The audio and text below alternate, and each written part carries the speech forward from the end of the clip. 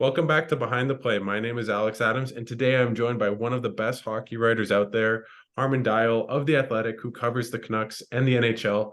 Harm, thanks so much for taking the time and doing this. I really appreciate it. How's it been the start of the year for you? A busy time, eh? Really exciting. I always love the fresh start of a new season.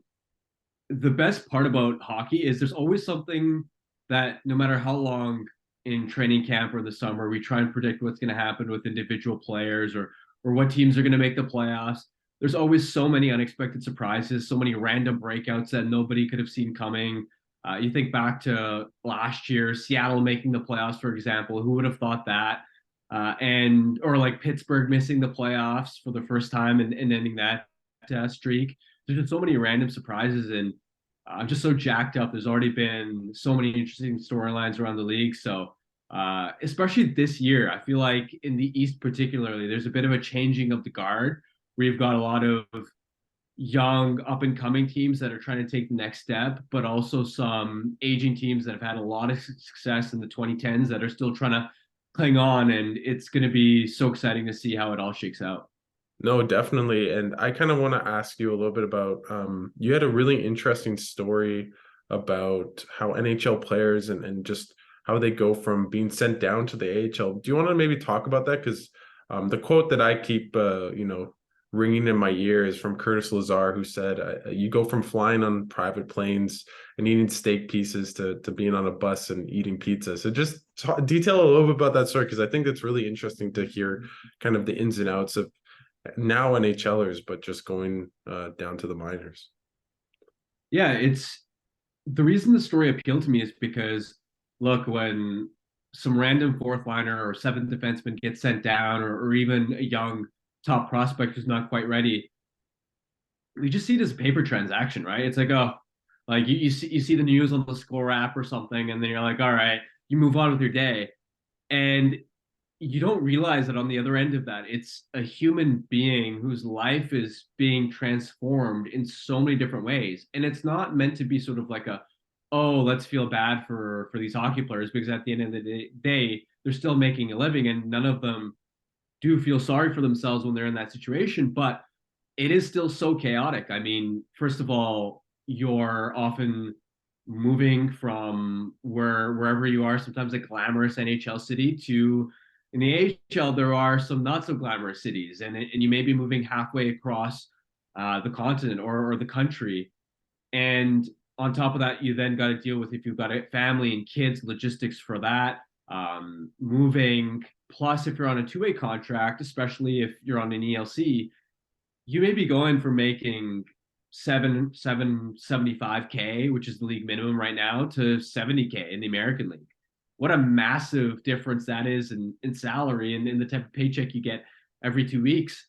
So you have to deal with that, and then just the lifestyle difference. I mean, in the NHL, these guys are treated like kings with the travel, with all the extra resources and amenities they have. I mean, they'll show up for a morning skate, and most teams they'll have chefs ready with breakfast for them. They're on the planes, they're eating steak, as Lazar mentioned, and then you go to the American League.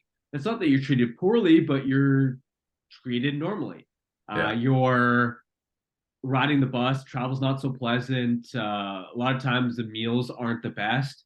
And on top of that, there's also the confidence and the mental aspect of how tough a demotion can be, and realizing how close you were to your dream, and only then to get sent down. I mean, I even think about, look at what a player like Jansen Harkins has had to go through. Yeah. So with the Jets, gets thrown on waivers, gets picked up by Pittsburgh. That's immediately like you go from the only organization that knew you, drafted you, developed you, all the way moving to Pittsburgh, a new country. Then right away, it's like you've got to perform.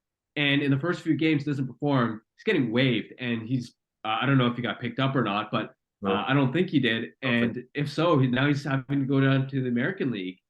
Think about how much of a whirlwind that experience is. And just working on that story was for me an opportunity to talk to players, and get an insight. I mean, a lot of times you don't even have permanent sort of living arrangements if you're a guy that bounces up and down. I remember talking to Tyson Berry. He lived out of a hotel room for, he said it felt like 2 years. And, Ryan Graves was talking about when he's in the American League, when you're living in these hotels, you can't really cook, so you're eating out every night.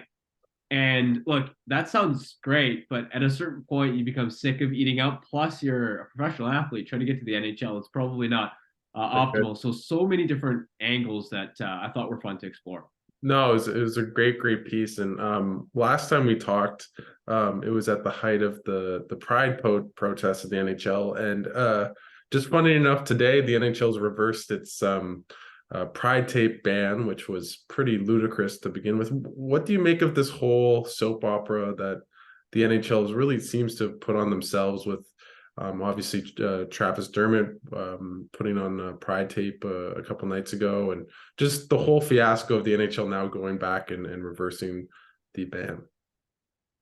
Well, first of all, kudos to Dermott. And it's interesting because I remember doing a Edmonton radio hit right before the Oilers were going to be in town playing the Canucks. And I remember Lowtide asked me if I thought anybody from the Canucks or Oilers would, as an act of protest, continue wearing pride tape on their sticks. And I thought about it for a second, and my immediate sort of response was, look, under normal circumstances, if Travis Dermott was still on the team, I would have guessed him, because I remembered having a conversation when he was first traded to the Leafs about how he wears pride tape on his stick every game. And I remember interviewing him and having a conversation about why it was so meaningful to him, especially because he'd had a close family member who was, hesitant to sort of come out and didn't always feel comfortable with that, and how much it meant to them and everybody else in the LGBTQ community when he came out and sort of wore that tape.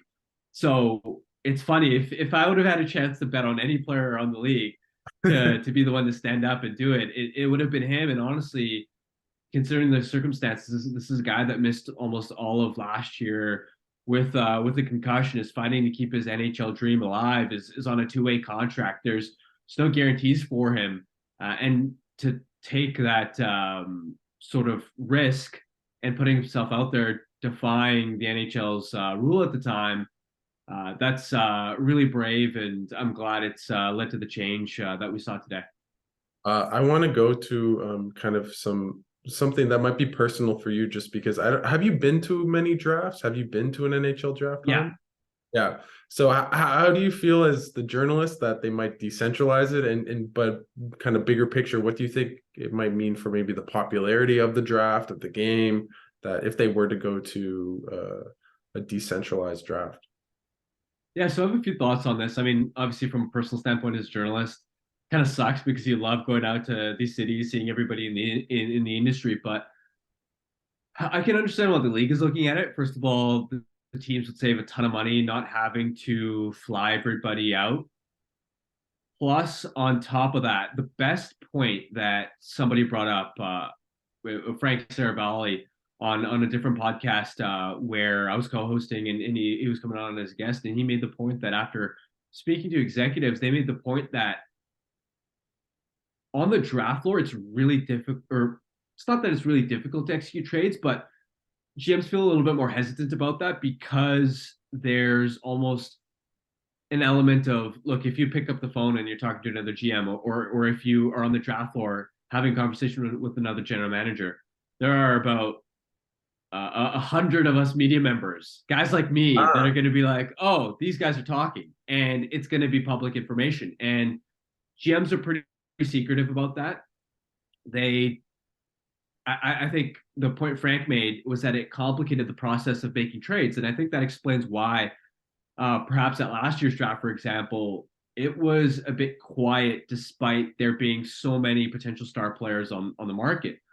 So I can understand from that standpoint. And the other issue, which I think doesn't necessarily relate with the draft itself, but that has been brought up, is there's such a small gap these days between the end of the draft and free agency. Last year, there was only one day between the end of the draft and July 1st free agency. And in between that, you also have to make decisions on your RFAs and whether you're going to qualify them or not. Just way too much to do. But I almost felt like, at least for that point, and even with a decentralized draft, the league calendar is just pushed too far back in terms of when the Stanley Cup is awarded, how late the draft is being done.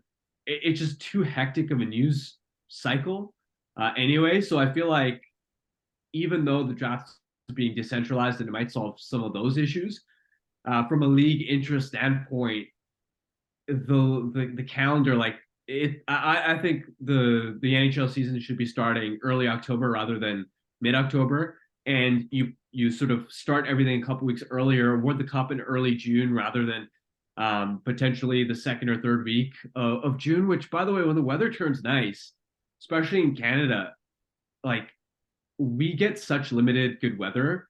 Who wants to be inside on a hot summer day watching hockey, right? So uh, those are my sort of initial thoughts on the decentralized draft. I don't get with like the time difference, like in terms of the spacing of the draft and free agency. Why the heck is free agency on July 1st, especially with Canada like being involved in this whole like Canadians in this? Like I that's a Yeah, question I don't really get. I know probably part of the CBA and everything, but yeah. I'll go to a couple fun questions before I let you get to your somewhat of your bread and butter in the Vancouver Canucks. The first one is just, I know you're very, analytical and but I want to ask you in a cap world, what's your thoughts on goaltending in terms of is it better to prioritize with your money if you're a GM a tandem or pay for elite goaltending, or is it just if you have Vasilevsky you pay him and everyone else you don't? Like, what do you make of this kind of decision making processes and where the league's heading in terms of more tandem goaltending? yeah, goaltending is really difficult to predict. First and foremost, it tends to be so volatile. And for me, look, if you end up in a scenario where you draft and develop a guy, an elite goaltender, that type of guy, sure, that's worth paying for, right? If you draft a Vasilevsky, if you draft a Sorokin or a Shesterkin, a Saros, a Demko, fantastic. That's the best case scenario because at the end of the day, goaltending is so strange where it's both simultaneously the most important position, but it's also the most fickle position. Yeah. And that's where you get these wild swings. I mean, you look at a player like Jacob Markstrom. In 2022, he was a Vezina Trophy nominee. Last year, he was awful. And that's where I think, as a general manager, unless you have one of those elite guys, you have to be a little bit careful, I think, about investing big contracts, particularly on the free agent market. I would much rather sort of go the tandem route because you don't, in my opinion, want to end up with like just. Do you think Calgary wants Markstrom still in the books right now, even though he's bounced back a little bit, but aging goaltender in that scenario? Do you think Edmonton's happy with Jack Campbell right now? Wouldn't they love a redo on that signing? So for me, especially seeing how Vegas won its Stanley Cup.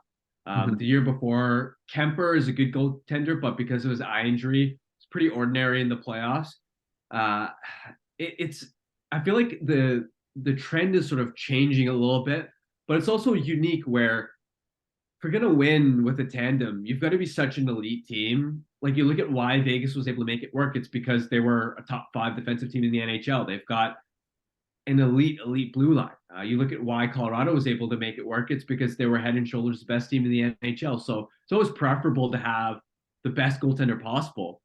But unless it's an elite guy, you've just got to be careful about putting all your eggs in one basket. And you are also noticing that goalies' workloads are changing a lot. And the idea of the workhorse starter that's going to give you 60 plus games, the risk that you run into is sure you may be great for 60 games in the regular season, but what about the deep playoff run? If you're a contender, and that's where I think it's beneficial to sort of hopefully have two guys that you can trust and run with. But it in terms of how are you going to invest your cap dollars, and it becomes a very individual, sort of unique case by case scenario, and it's one that I think that teams are still figuring out. How do you think the cap supposedly going up to, $4 or $5 million next year? How do you think that will affect not just goaltending, but just the whole league in terms of player contracts? Like, do you think what are maybe the repercussions of the cap finally going up for really the first time in, half a decade. Well, the first thing I'm curious to see is exactly how much is it going to go up? Just because, for starters, we've seen all that happen with Bali and what's been going on with regional sports networks. Some of the early attendance issues in Winnipeg and in Ottawa. So I'm curious how that's going to affect league revenue and whether the cap.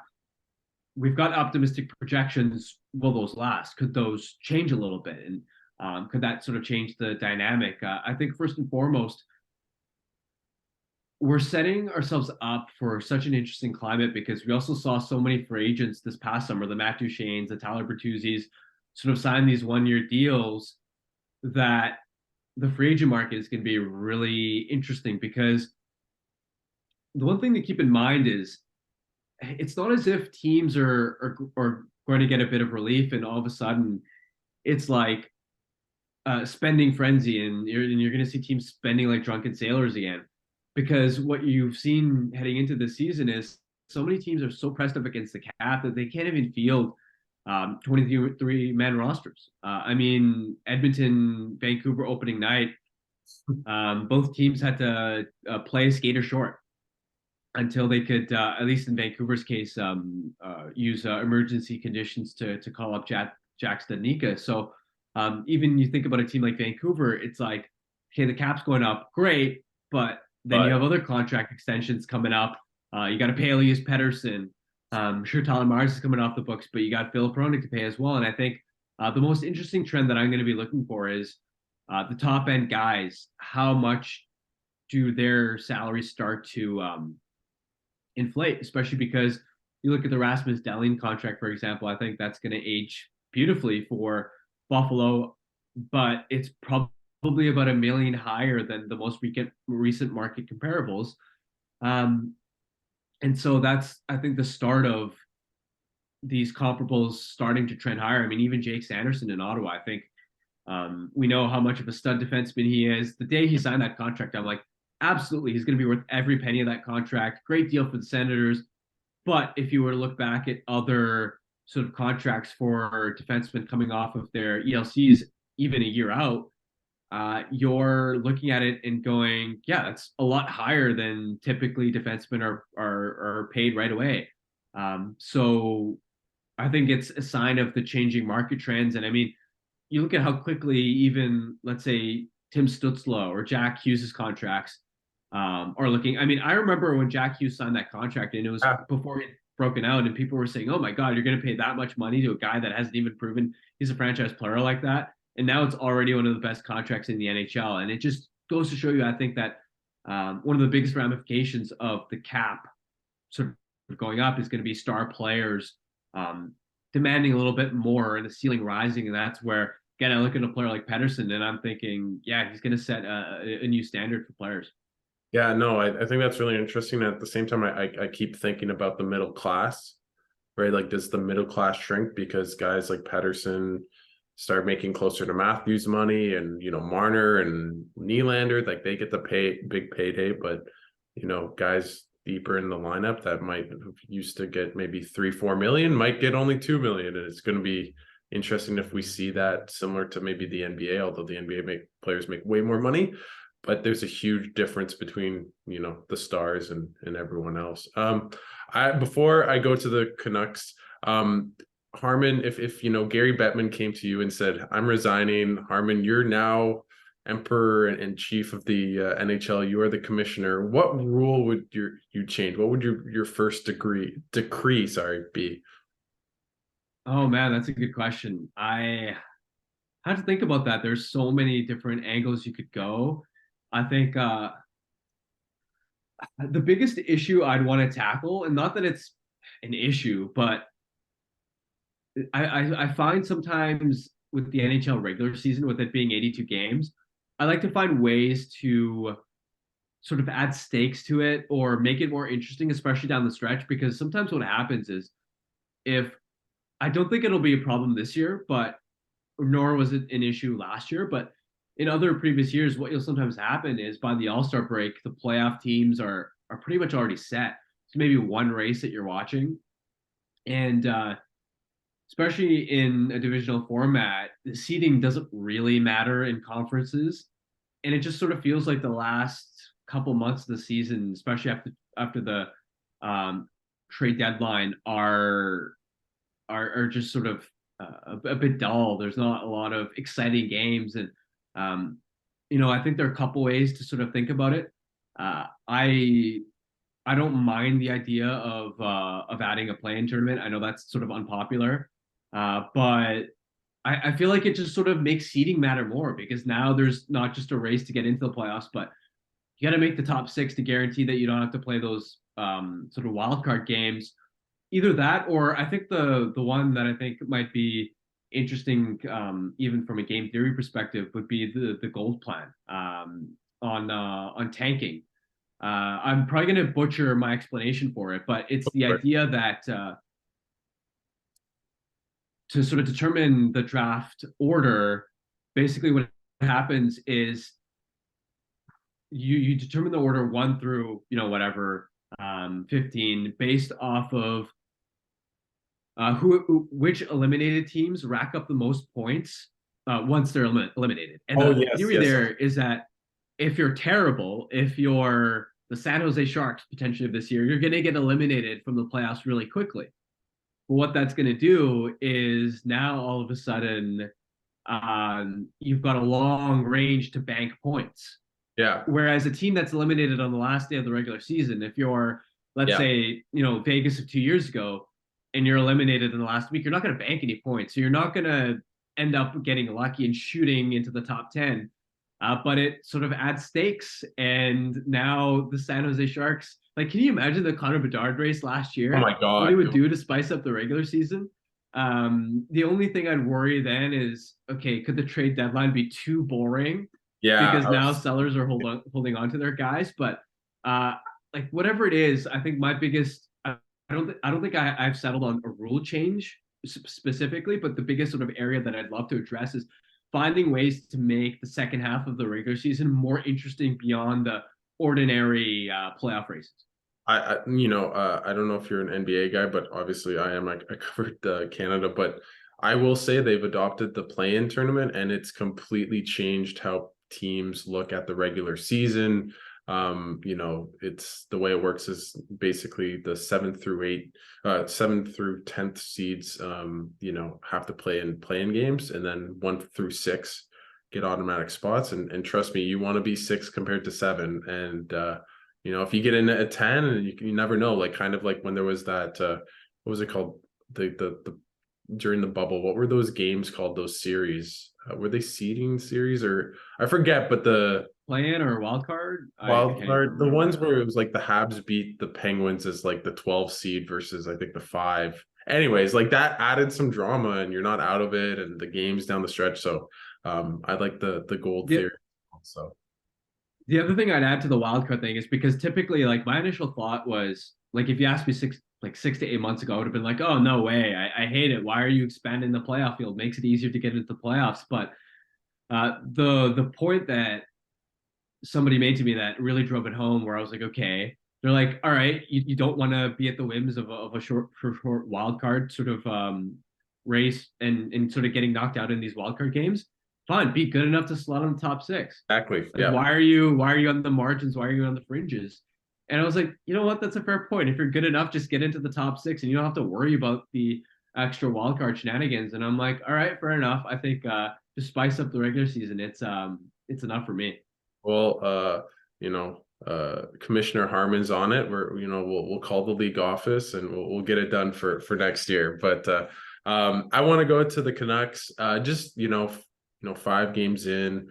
Obviously, they're playing tonight, but just in general, how would you evaluate the Canucks so far this season? Who they've been plagued by slow starts, and their record would indicate otherwise. I would say it's a perfect start to the season, but at least not terrible like past years. How would you just evaluate their start to the season so far, Harm?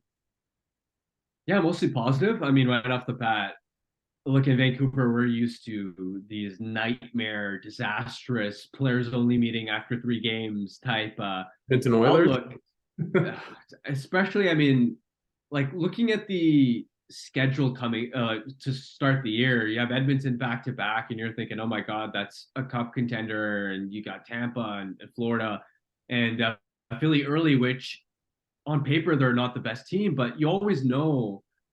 I was in Philly last year watching, and the type of start that they had, like Torts teams come out of the gates roaring.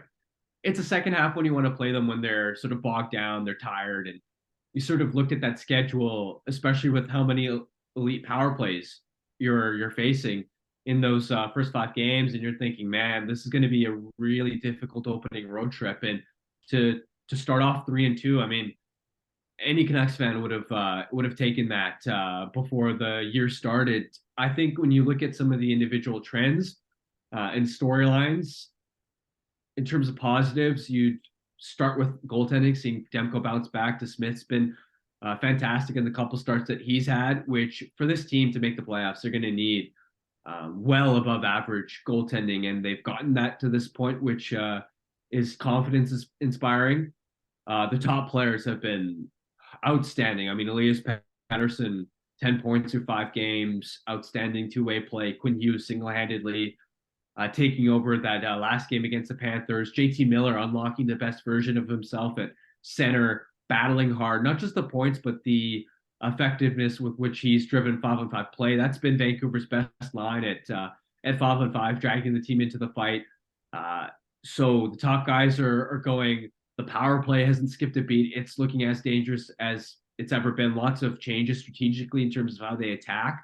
More movement focused power play, and it's so unpredictable. It's not just that they're scoring, but if you're a team pre-scouting them, there's not one play that they're spamming that it's like an EA NHL thing where it's like, oh, they're spamming this one thing. We just got to fix this thing. I always think about spamming as just every time the Capitals go on a power play and your eyes just look at Ovechkin every single time, and you're thinking, just don't give him the puck and you're okay. But the Canucks definitely are not like that. Yeah, so that's been fantastic. I think the penalty kill has held up relatively well. In terms of things that give me pause for reason for pause, have some concerns so far. Right off the bat, the state of the blue line, I think, is still pretty dodgy, especially Tyler Myers being in the top four. I think heading into the season, a lot of us thought that they'd have 3 lefties in the top four, that one of Ian Cole or Carson Soucy would move over to the right side, but the coaching staff has a clear preference for lefty-righty combos, and that means Myers in the top four again, and it has looked really, really rough so far. On top of that, I think the team's had long stretches where they've been outplayed territorially. It just seems like they haven't found their foundation at 5-on-5 yet. They're still allowing a lot defensively. It's not so much an effort or a competitiveness issue in my mind outside of the Philadelphia game. They just aren't cohesive breaking the puck out. They have long stretches where they're just not fast enough to win loose pucks or heavy enough to win battles on the forecheck. And the result of that is they've spent a lot of time defending. I think when you look at the 5 games, if you ignore the results, you would look at the first game against Edmonton where they thumped them and go, all right, like on form, they played fantastic. And you probably like their game against the Panthers too, but the middle 3, even though they snuck out a win against Edmonton on during the second game, that was, I think, a pretty lucky combination of luck and guts. And so they've been outplayed, I think, pretty significantly in 3 of 5 games. So that's something to keep an eye on. Their underlying numbers, obviously, only 5 games, sort of reflects that. So I think those would be the pros and cons of some of the big storylines so far through 5 games for the Canucks.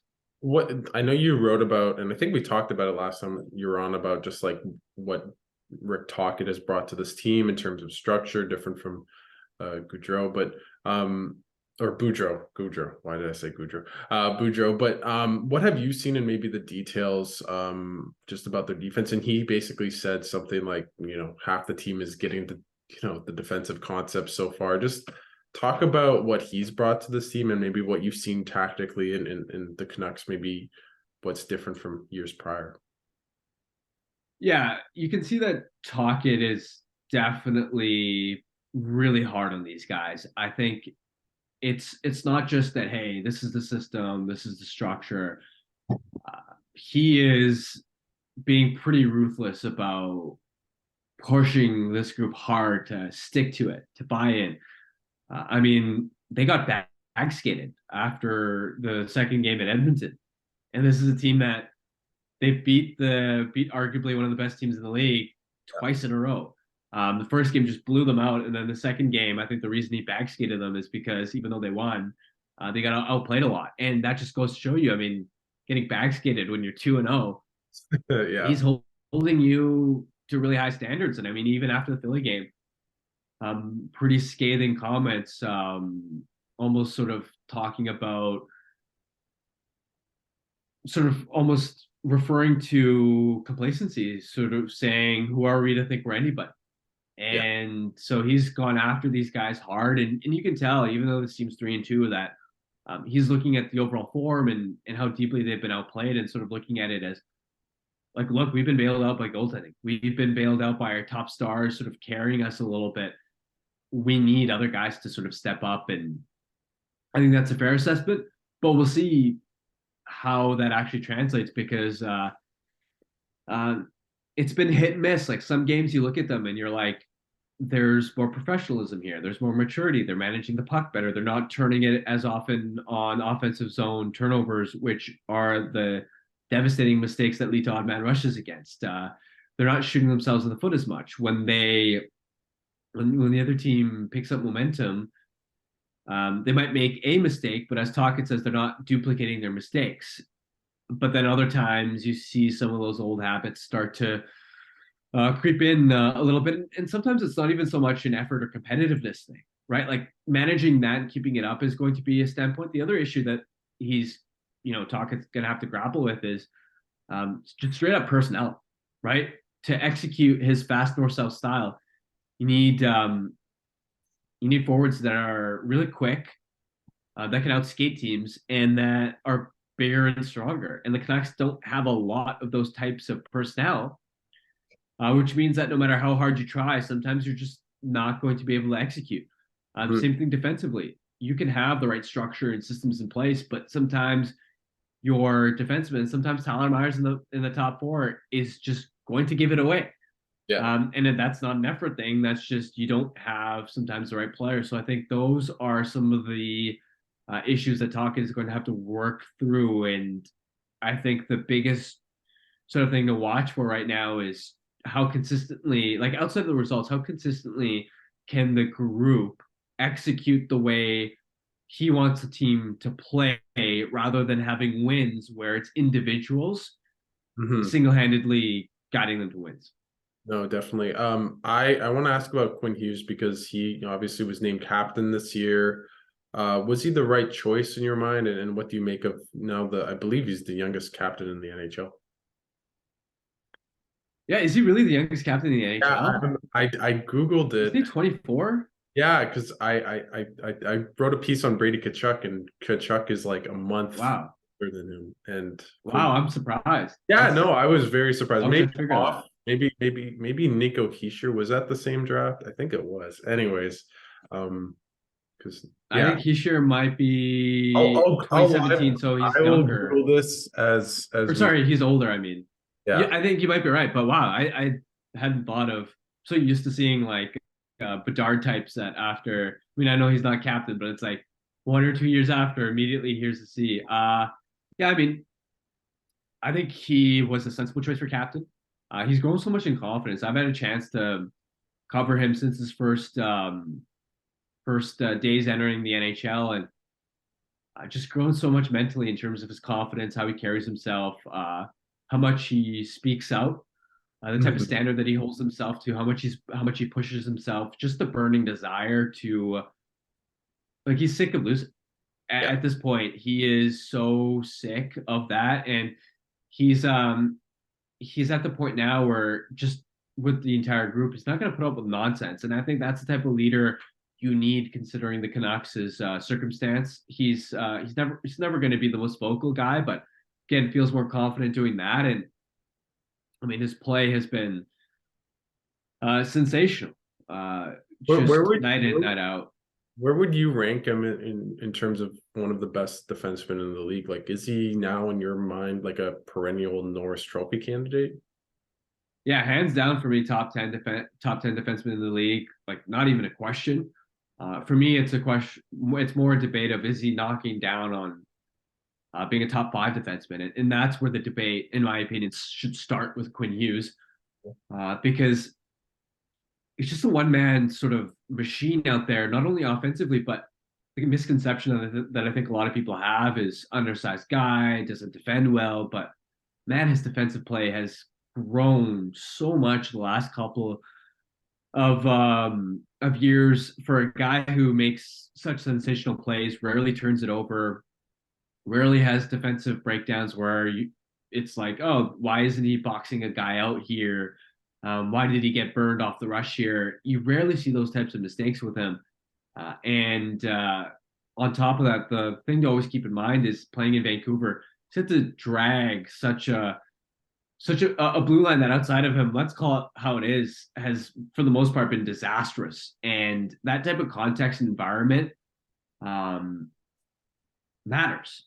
You think about like how much players' games improve when they move to a more favorable environment. I mean, who was talking about Hampus Lindholm when he was in Anaheim?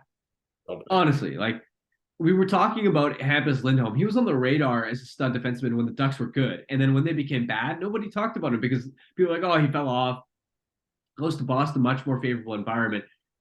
Back in the Norris conversation last year, Mhm. right? And Hughes has not only had to deal with that, but up until this season, he's mostly had to deal with pretty subpar partners outside of his rookie year with Tandem. And so he's a guy that, for those reasons, I think in the league wide discussion goes underrated when it comes to the discussion of the elite best defenseman in the NHL.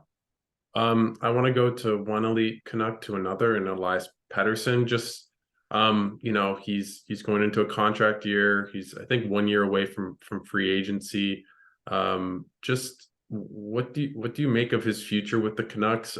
There's been, Friedman has reported some, murky comments from how the Canucks are, I think, unsure on Pettersson. I don't know why. He's been amazing for so long, but just what do you make of maybe Pettersson's future with the Canucks? Yeah, and I think Friedman did sort of clarify some of those comments and sort of said that he sort of, I think, misrepresented it the first time he spoke. With Pettersson, I mean, it really comes down to this.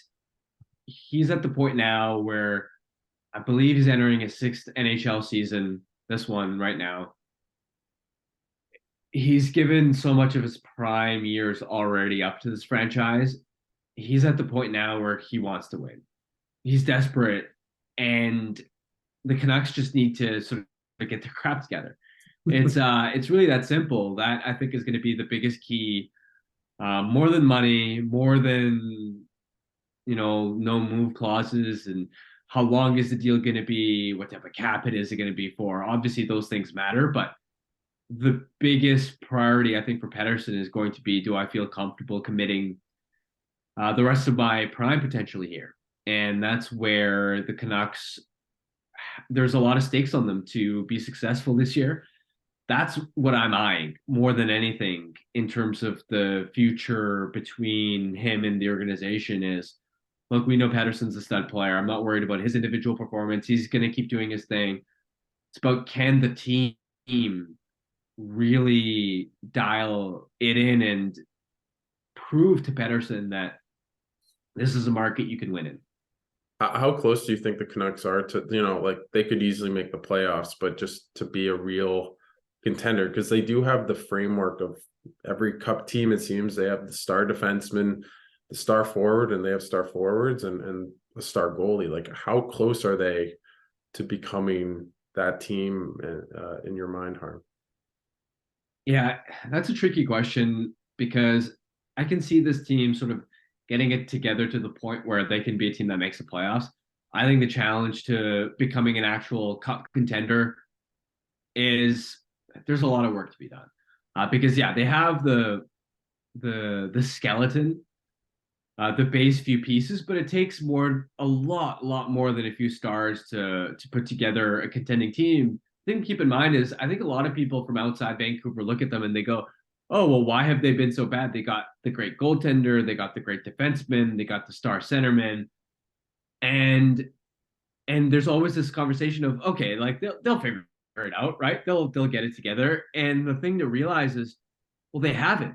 Like they've had these star pieces Yeah. and they haven't. So I think that right off the bat, like you can say we've got this guy, we've got this guy, we've got this guy. But if you are constantly in a state of turmoil, if you can't even get to the playoffs, at the end of the day, there's still a mountain of a gap between where you are today and where you need to be a legit Stanley Cup contender. So right off the bat, like it's we're there's steps to this, right? We're still on the can they make the playoffs, and then it's the can they be a consistent playoff team? Can they be that caliber of a roster? And then it's the cup contender. So there's a lot that needs to get done, and especially on the blue line, like I was going to it's say. still such a work in progress. We'll see what type of impact Corona can have. I mean, I'm confident he'll be a good piece, but two good defensemen don't make up a cup caliber blue line. I mean, just so far away from what you need. And the issue that the Canucks run into is they've got cap problems. I mean, even when Myers comes off the books, Pettersson's going to cost, even if you keep him, which you obviously want to, and you'll be thrilled and over the moon if you get him long term, he's going to cost an arm and a leg. And that's a problem because if you had been able to re-sign him long term last time instead of bridging him, you would have saved so much, and a lot of that money can go towards investing on the back end. And you're also in a situation like trying to upgrade, let's say the blue line. You can't just trade your first and second round pick every year. No. If you're shoring up your blue line by a trade and in free agency, you're always going to overpay. You're either going to roll the dice and end up with Nate Schmidt and Oliver Ekman-Larsson type gambles that you may end up regretting, or Myers type free agent contract. And this is where it's massive for them over the next couple of years. Like they need Tom Willander to develop into a stud. They need more prospects to sort of hit, because you look at this core and, after this season, once Pettersson is paid, how many value contracts do you have? That's what you need to be a cup winning team. You look at Vegas's roster, they've got value contracts up and down. A guy like Chandler Stevenson at 2.65, putting up 65 points for you. Marchessault at 5 million, winning a Conn Smythe. You look at their blue line, Shea Theodore making 5.25. Bryn McNabb makes it around $3 million range. Whitecloud and Haig make nothing. Martinez is on a reasonable ticket. You just go up and down that roster, so many favorable sort of contracts. That's why you win. You look at why Colorado won. They had Nate McKinnon making less than 7 million, I think. They had Valerie Nichushkin in the 2.5 million range. They had Bowen Byram playing on his ELC, right? So the question for Vancouver is going to be, how are you going to create those favorable contracts, especially because in 2 years you've got Kuzmenko coming up, and if he continues producing at a high clip, he's going to need a new deal. Demko in 3 years, he's going to need a new deal. So I think the biggest challenge this group is going to find is, like, you could say right now, like, all right, based off what I said, okay, you've got Kuzmenko and Demko, like this is your window now, right? But then you look at your pieces that you need, and you're like, well, Lander isn't going to be ready for 2 or 3 years, and that's where you end up in that awkward in between stage, and that's what the Canucks are going to have to solve. Harm, just before I let you go, so will the Canucks make the playoffs? If you had to put your house on it, or your truck, or whatever the case may be, well, are the Canucks going to make the playoffs this year in your mind? Yeah, to me, it's going to come down right to the wire. It's going to be a 50-50. I've sort of felt that they'd be a bubble team, sort of in or out in that sort of conversation heading into the year. I think the way things have trended so far through training camp, preseason, start of the regular season, nothing's changed on that front. That's where I sort of sit. I think anybody who's confidently telling you an answer is full of crap, honestly. Yeah, But if I had to guess one way or another, because I can't just give you it's yeah, going to be yeah, yeah. No, no. 50-50. I think for me, even though the team started really well and this team started better than expected, even in terms of what I would have been hoping, I still look at this team and I think they're a little bit too top heavy. And I look at the way that they've won and they've been really over reliant on goaltending. And you look at how the team's controlled play so far. Again, if you ignore, I tend to be a process over results type of guy. I try and look at what's the quality of how the team's playing and can it last rather than dying by the knife's edge of wins and losses. And to me, they've been pretty handily outplayed in 3 of those 5 games. They're injury prone, in my opinion, in the sense that if one of your top guys goes down, Yeah. man, you're in a whole world of trouble, more so than other teams that are a little bit more balanced. And so while I do see reasons for optimism in the goaltending, in the special teams, in the top guys, uh, it's a lot to bank on. And if I had to guess, I would guess no right now. But on the other hand, it's also just like I'm honestly torn right now because Yeah. on the other hand, I'm also seeing like Calgary is worse than I thought so far. Hmm. So Seattle's like out of that, it, like teams in that division, right? yeah, yeah, Seattle I thought would be out of it to be honest. Yeah. But yeah, I mean them being even worse.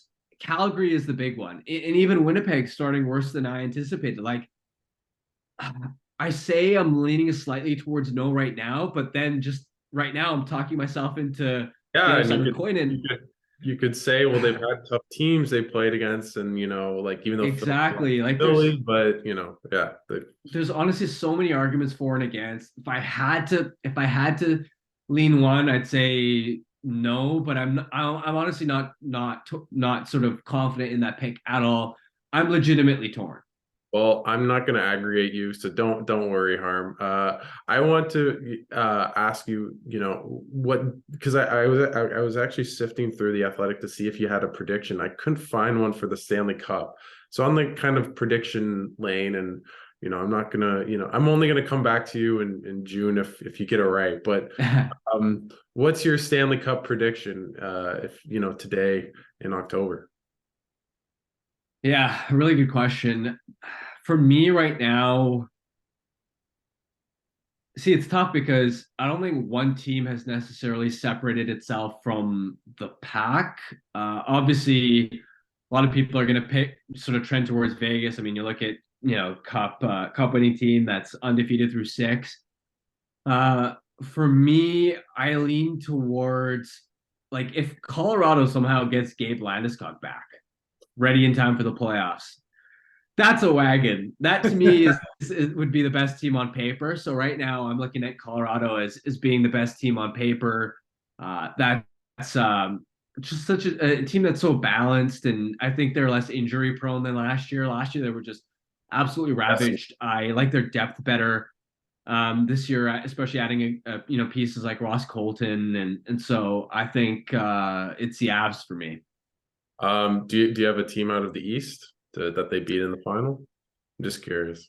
Yeah, East is so wide open, isn't it? It For is. Yeah. me, I would have said Carolina going into the season. I know they've started pretty pretty uncharacteristically. You look at them having the best Yes. back end um, in the league on paper, but them sort of leaking tons of goals against. But they'll figure it out. It's the early going, and so I think I'm gonna stick with Carolina. I just think their blue line is elite, and people might look at their goaltending and sort of be like, well, do you really, feel confident in that? And my answer to that would be look at how Vegas just won, and Carolina is one of those rare like few teams that can replicate that success and how well they typically defend Rob Brindamore. And the other sort of concern with them sometimes can be, do they have enough star power at the top of the lineup? And that's a valid question mark. But I also look at Vegas, and I mean, they scored a lot as a team, but what did their leading? I don't think they had a single player who's point per game in the regular season. And I mean, Jack Eichel was a stud, but I think Aho can play at that level. Absolutely. I think he can step up to the occasion. So for me, Carolina is still my favorite team in the East on paper. So I'll leave with some, some controversy. Who is the best team in Canada, and who will like go the farthest in the playoffs out of the Canadian teams? It's still Edmonton for me. Okay. I haven't changed on that. Here's the thing. Every year, like they've had a disaster start. Let's not sugarcoat it. No, no. But every year you'll have at least two or three teams that are contenders on paper that start poorly. I think 2 years ago, Colorado had a slow start. Yeah. Um, and they like won the Stanley Cup. At the end of the day, it's just the first month of the regular season. It's better to sort of iron out those kinks early. And a team going through adversity in the early going, it's not the worst thing in the world because it like they're forced to not be complacent. When I think a team doesn't have enough challenges in the regular season, like they just coasted like Boston did last year, or Tampa in the year they lost to Columbus. How ridiculously dominant were they in their regular season? They can just operate in cruise control. What happens is it can be hard to turn from a regular season intensity to a playoff intensity. And so that's why I think adversity can be good, especially if you then catch fire in the second half and you're playing your best hockey. So to me, look, Edmonton's got holes. I don't love their goaltending situation. That's a concern for me. I worry a little bit about is Evander Kane slowing down. I worry a little bit about do they have enough scoring in the bottom six. The back end is still working through issues, although I'm confident that once Ekholm is fully feeling like himself again, that he and Bouchard will find their chemistry again. I think Nurse and Bouchard have a lot more to give than they've shown so far. So look, they're a flawed team, but in my opinion, all the teams in Canada are flawed. Like I don't feel that confident in Toronto either. Mm-hmm. I don't like their blue line.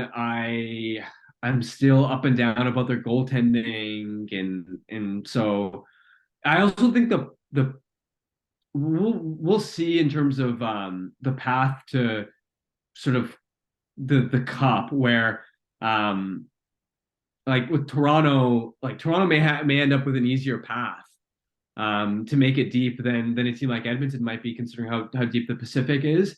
But also, like another point, obviously, we've seen that Domi's picked it up lately, but Leafs' big additions have had slow starts, and so they've been a little bit reliant on Matthews to pick up some of their wins. So honestly, I don't love any of the Canadian teams right now in terms of Where, actual where do you cup favorite. where do you see the sense? Just as someone in Vancouver, like I'm here all the time covering the team, but like where do you see the sense? I'm just kind of curious. Love them as an up and coming team. I think I like them more than Buffalo heading into the season in terms of making Did the you? playoffs. I know, yeah, I just thought the Buffalo hype train What's a bit got much? out of control a little bit. Like, don't get me wrong, I viewed Buffalo and sort of Ottawa, Pittsburgh, and the Islanders in that same sort of tier as in like they're on the bubble. We'll see if they're going to be in or out. And now you can obviously add like Florida and Tampa to those mix of bubble teams in the East as well. And now Detroit, considering how hot they've been.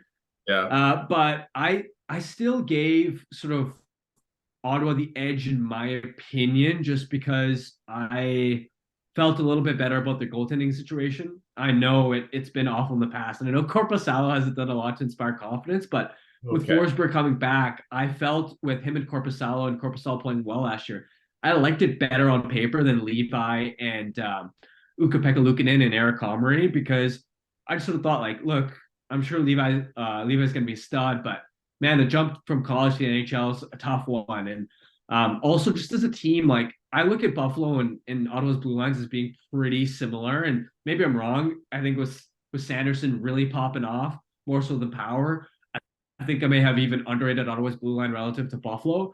But the edge that I see is Buffalo's forwards are bad defensively in a way that I think like the Senators have that same speed component. They have a lot of skill, but they also have like I think they're a more mature two-way team. Like just watching the Sabres, they've still got a lot to fix in terms of their structure and defensive habits. And obviously that's still going to be a work in progress for Ottawa too. But feel a little bit more confident in them figuring out, especially like I think last year one of the issues for Ottawa, not one of the primary issues, but one of the things that you would have looked at heading into this season is, okay, this area needs to step up for them to make the playoffs. Would have been their bottom six. It just felt like Yeah. they didn't get enough scoring there. And now you're in a situation where Joseph has bounced back. Ridley Gregg. Ridley Gregg is one of my favorite players to watch in the NHL. Seriously, the just throwback old school player with his physicality, how he gets under guys' skin. Um, Legit, like honestly, might be my favorite player outside of Vancouver right now, to watch, just in terms of like I like those disturber get under guys' skins right now. And obviously it's the novelty of like he's a new player and Mhm. we haven't seen a lot of him yet. So definitely shiny new toy factor that makes it exciting for me. But right now, like outside of obviously the star names, like the Jack Hughes types, like he's legit one of my favorite players to watch in the league right now. No, he's not like Brad Marchand, but he has that little like has skill, pugnacity, as someone used to say, and just I love watching him. I watched him on the weekend, had a really nice goal, so I definitely am all in on. I'm buying all of Ridley Gregg's stock alongside you, Harm. I just want to give you the floor. I really appreciate you taking the time and doing this. Is there anything you want to plug at the Athletic or anywhere else, Sportsnet, other stuff? Yeah, I mean, I'm just continuing to obviously do not only Canucks but national stuff for the Athletics. So I'm pumped about that. I for this, later this week we'll have a deep dive on some of my favorite sort of under the radar rookies, which is why I've been watching so much Ridley Greg tape because I'm like I need like this guy's at the top of my list to shout out that the rest of the league needs to know, and it's going to be like for a lot of these top 10 guys. Also breaking down a lot of tape, video, which I think is interesting because you know most people, most hockey fans are a fan of like one team or like maybe two teams, so they don't get to see a lot of other teams. So I think it's cool, and I'm excited to just work on a piece like that for later this week to where fans from out of market can see like, okay, a guy like Matt Poitras in Boston, right? All the talk about Bergeron, Krejci, what are they going to do at center? And they're rolling, and obviously they've had a soft schedule so far, but it's like this random 19-year-old kid is coming out of nowhere and looking like a top six center. Like, is he the real deal or not? Is he going to get sent down to junior? And I've got a lot of tape to show people, and that's the type of stuff I love to do. So just excited for that.